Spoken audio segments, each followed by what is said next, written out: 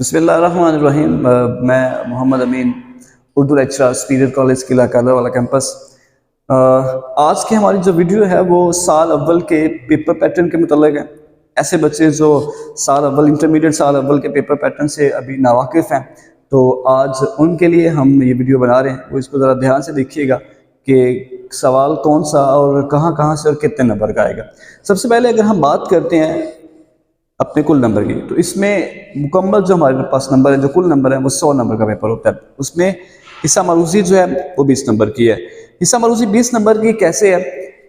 20 MCQs ہے ہمارے پاس، اور یہ آدھا گھنٹہ اس کا ٹائم ہوتا ہے۔ اب دیکھیے، سب سے پہلے جو ہمارے پاس آئے گا نصابی، کثیر الانتخابی، یعنی ایسے ملٹیپل چوائس کویسچنز ہمارے پاس، ایسے کثیر الانتخابی سوالات جو کہ ہمارے اسباق کے آخر میں، ہماری غزل کے آخر میں، ہماری نظم کے آخر میں موجود ہوتے ہیں۔ بعض دفعہ وہ اسباق کے اندر سے بھی کچھ MCQs بنا کے ہم سے پوچھ سکتا ہے۔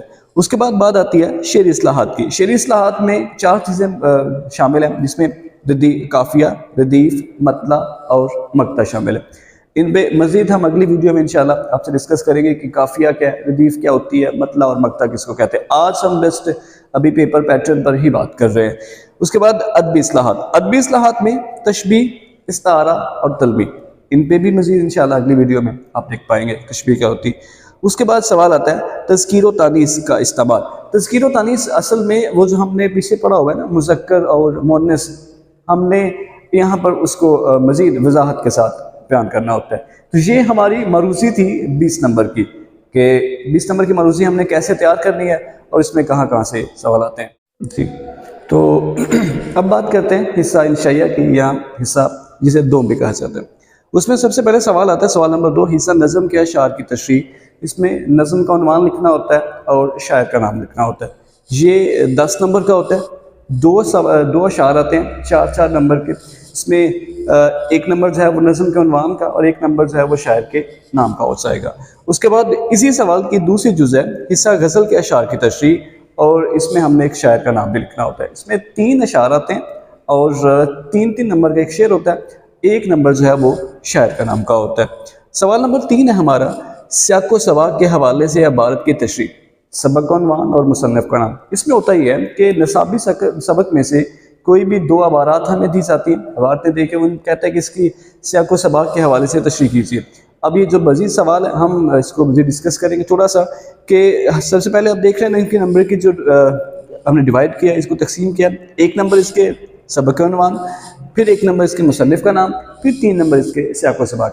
اب حوالہ متن، سیاق و سباق اور تشریح، یہ اس کے 3 سٹیپس ہوتے ہیں جس میں ہم نے اس سوال کو مکمل کرنا ہوتا ہے۔ 15 نمبر کا یہ سوال ہوتا ہے اس پیپر میں۔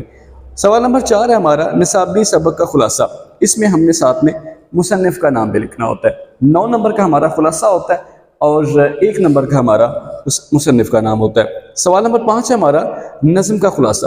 نظم کا خلاصہ جس میں اس نے کہا ہوتا ہے کہ فلاں شاعر کی فلاں نظم کا خلاصہ لکھیں۔ اس میں نہ تو آپ کو نظم کا عنوان لکھنے کے نمبر ملتے ہیں، اور نہ ہی شاعر کا نام لکھنے کے نمبر ملتے ہیں۔ سوال نمبر 6 ہے ہمارا مکالمہ نویسی یا رداد نویسی۔ اس میں انتخاب آتا ہے ہمارے پاس، وہ دونوں مکالمہ بھی، بعض دفعہ ایسا ہوتا ہے کہ دونوں مکالمے آ جاتے ہیں، بعض دفعہ ایسا ہوتا ہے کہ دونوں رداد آ جاتی ہیں، بعض دفعہ ایسا ہوتا ہے کہ ایک مکالمہ اور ایک رداد آ جاتی ہے۔ اس لیے اس میں ہمارے پاس انتخاب ہے کہ آپ یا تو مکالمہ لکھ لیں یا رداد لکھ لیں۔ مکالمہ جو ہے وہ کچھ آسان گردانا جاتا ہے، سمجھا جاتا ہے، اس لیے جو زیادہ تر طالب علم ہے وہ مکالمے ہی کی طرف جاتے ہیں۔ سوال نمبر 6 ہے اس میں 7، درخواست نویسی یا رسید نویسی۔ اب اس میں انتخاب تو ہے، لیکن انتخاب اس طرح سے ہے کہ اس میں جو سوال ہمیں آ جائے گا ہمیں وہی کرنا ہوگا۔ اگر پچھلے سال کی بات کی جائے تو بچے جو تھے وہ موسٹلی اکثریت میں وہ درخواست کو تیار کر کے گئے ہیں، کیونکہ پچھلے 8-10 سال سے درخواست ہی آ رہی ہے بار بار، لیکن پچھلے سال کچھ ٹرینڈ چینج ہوا اور انہوں نے ان ایکسپیکٹڈ رسید کر دی۔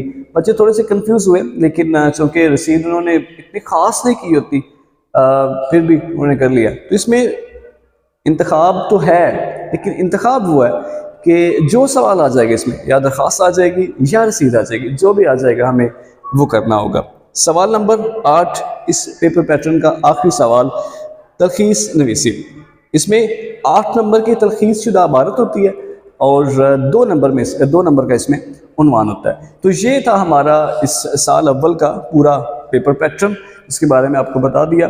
تو پیارے بچوں، آپ نے اس کو دھیان سے دیکھ لینا ہے اور اسی کے مطابق اپنے پیپر کی تیاری کرنی ہے۔ مزید انشاءاللہ اگلی ویڈیوز میں آپ کو بتائیں گے کہ آپ کو کون سے سوالات ٹارگٹ کر لینے چاہیے پاسنگ مارکس بڑھانے کے لیے، آپ اپنے آپ کو کیسے مزید اپنی تیاری کو بہتر کر سکتے ہیں۔